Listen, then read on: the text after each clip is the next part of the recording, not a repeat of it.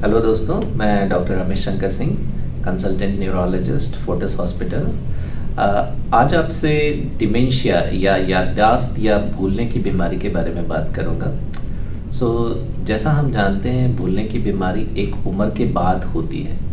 कभी कभार जवान लोगों में भी होती है, पर मोस्टली 60 साल के बाद भूलने की बीमारी होती है। भूलने की दिक्कत सबको होती है, बट कुछ लोगों में ज़्यादा होने लगती है, जिसको हम याददाश्त की बीमारी, भूलने की बीमारी या डिमेंशिया बोल सकते हैं। जब उसके कामकाज में, उसकी फंक्शनिंग में, उसके डे टू डे लाइफ की एक्टिविटीज़ में प्रॉब्लम्स आने लगे, तब हम उससे डिमेंशिया या भूलने की बीमारी बोल सकते हैं। कभी कभी ये डिमेंशिया स्टार्ट होता है स्लोली और फिर धीरे धीरे बढ़ के एक एडवांस स्टेज में पहुंच जाता है, और इस एडवांस स्टेज में पहुंचने के बाद पेशेंट दूसरों पे डिपेंडेंट हो जाता है।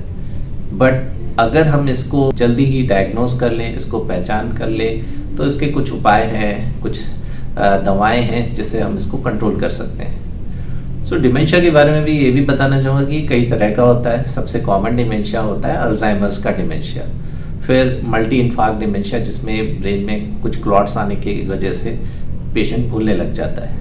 फिर एक फ्रंटोटेम्पोरल डिमेंशिया होता है, जिसमें याददाश्त के साथ साथ बिहेवियर, बर्ताव में भी अंतर आ जाता है।